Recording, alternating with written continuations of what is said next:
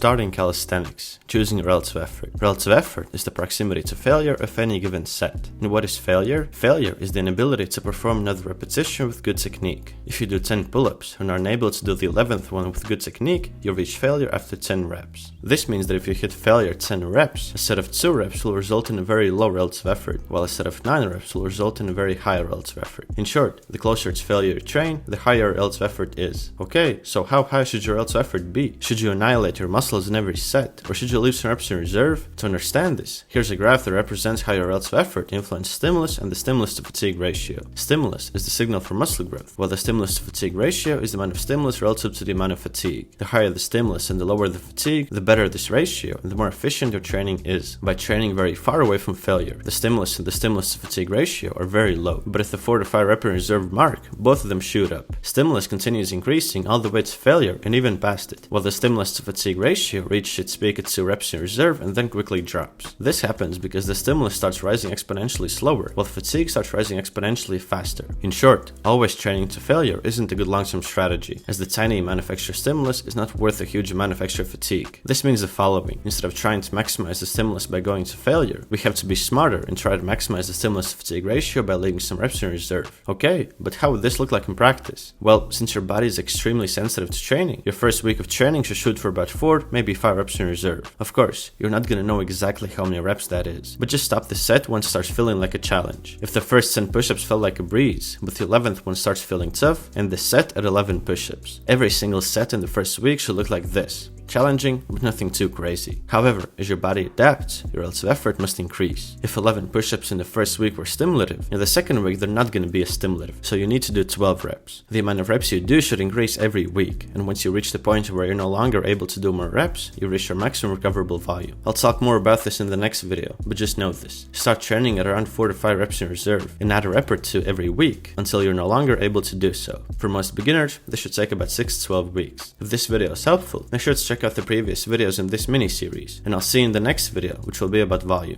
Peace!